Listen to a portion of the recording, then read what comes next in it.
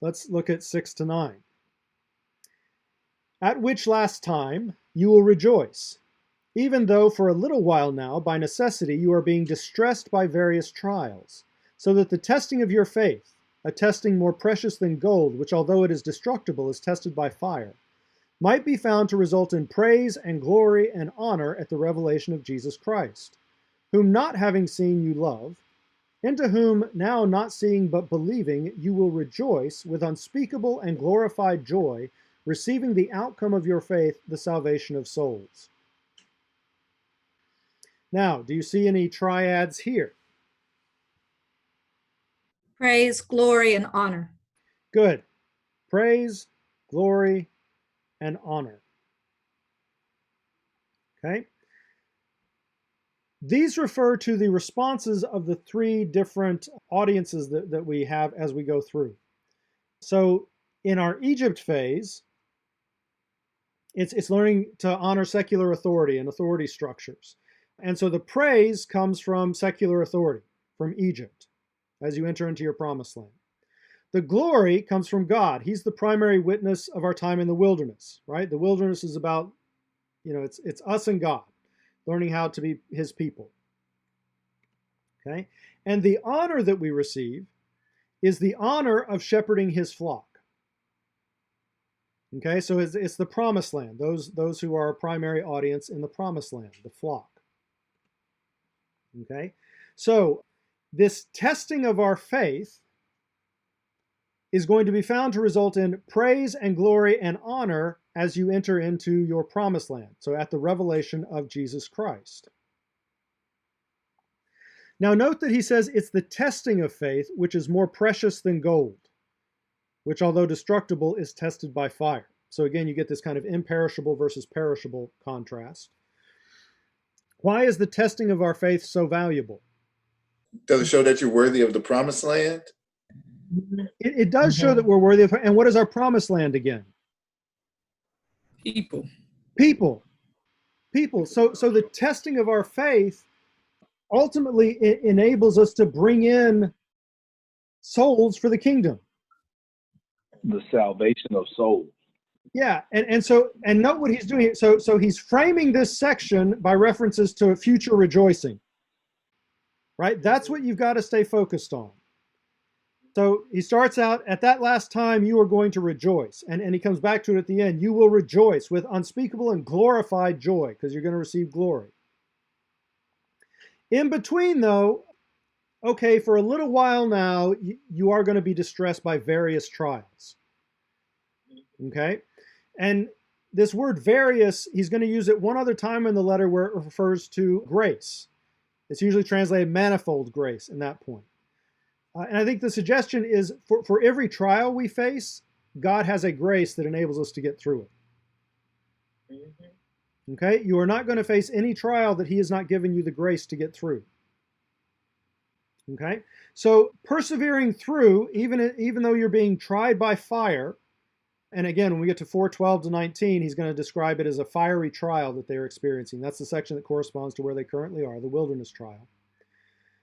Will result in praise and glory and honor at the revelation of Jesus Christ, whom not having seen you love, into whom now not seeing but believing you will rejoice. What's the difference in those two parallel clauses? Not having seen and now not seeing. What's the difference? Not having seen, they were not present when Jesus walked here on the earth.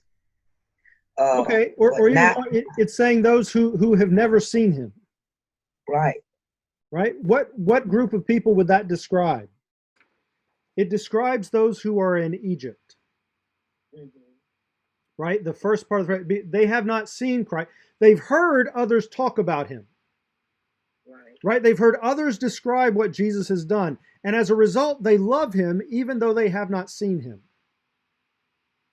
Right? Mm-hmm. Once you enter into the wilderness, though, you become united with Christ. Mm-hmm. Okay? And you begin to be able to see him, to develop a relationship with him. Mm-hmm.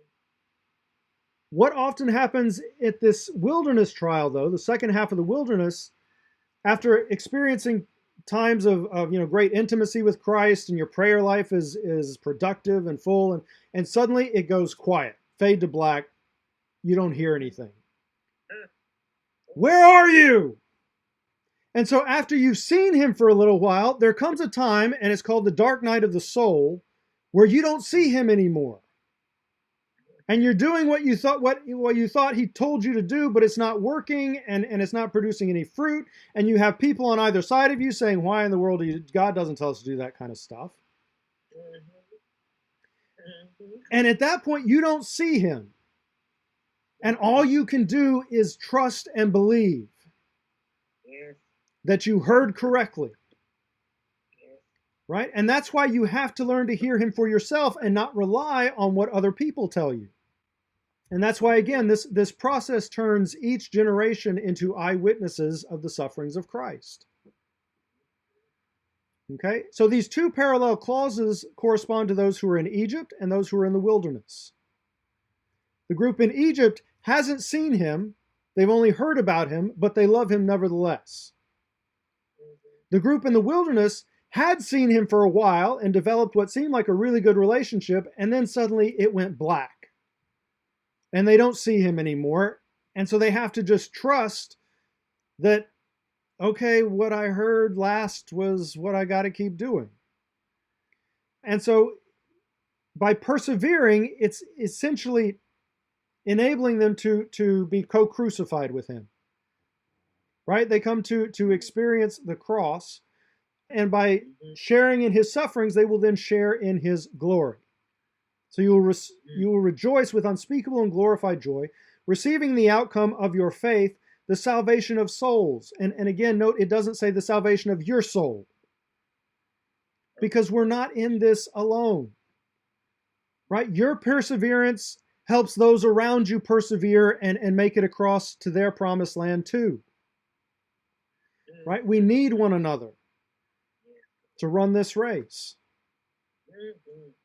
And as you are faithful, you encourage others to be faithful. And so we cross the line together. And in fact, that's why there's often a long delay.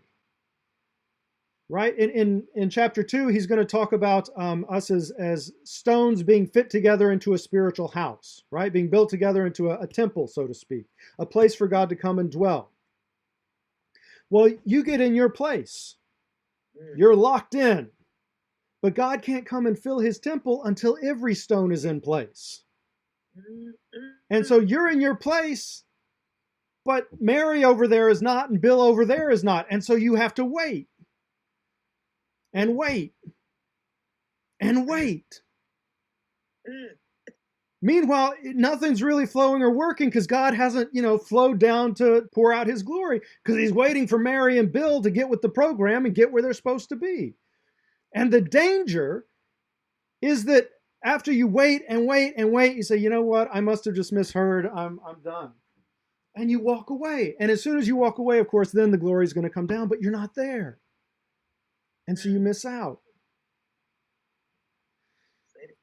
Right? Does that make sense? Yes. Yes, Dr. Trick. And that also means that it's God's timing and not what we perceive as to be the right time. Is that correct? Okay. Yes. Yeah, and that's why 2 Peter talks about you can hasten the coming of the day of God.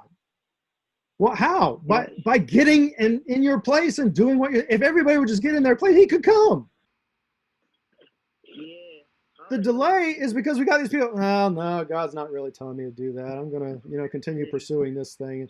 And God is, and eventually the point will come where he says, all right, you missed your window. But he's very patient. And that means the rest of us have to be too, and we've got to persevere. This is the perseverance of the saints, the wilderness trial. Dr. Trick, quick question. Is this letter saying that suffering has to precede being born again or entering into the promised land to be able to bring others in as well? Yes. As we'll see as we go through, suffering has a purpose. Yes, it does. It has a purpose. And not just refining us, but it also provides grace that we can then release to others. Right? As long as you're suffering unjustly.